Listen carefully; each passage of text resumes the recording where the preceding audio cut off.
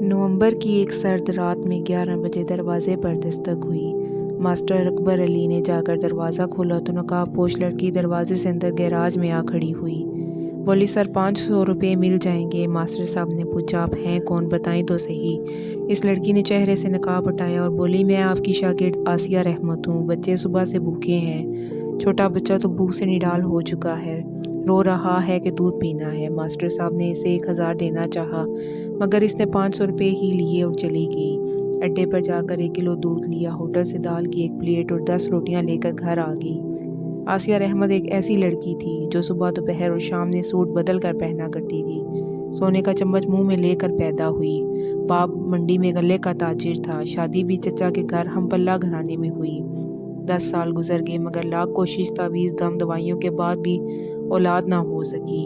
एक रात आसिया ने तहज्जुद पढ़ी और दुआ की कि या अल्लाह, मेरी किस्मत में लिखा रिस्क कम करके मुझे गुर्बत दे दो। इसके बदले मुझे औलाद चाहिए। मैं हर सूरत माँ बनना चाहती हूँ। मुझे रिस्क और माल को दौलत की हर्ष नहीं है।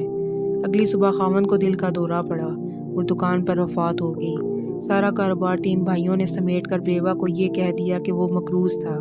आसिया की शादी इसके एक नखट्टू और जवारी देवर से कर दी गई। शादी के बाद वो नशा भी करने लगा। अल्लाह ने 7 साल में 3 बेटे और 1 बेटी दी। खावंद अब नशे की इस हालत में है कि बाजुओं पर ब्लेड से कट लगाकर इनके ऊपर कोई पाउडर डालता है, टीके लगाता है। घर बेचकर जुए में हार चुका है। किराए का मकान है जिसका किराया आसिया लोगों के घरों में काम करके अदा करती है। हमारे हक में क्या बेहतर है और हमसे ज़्यादा खुदा जानता है।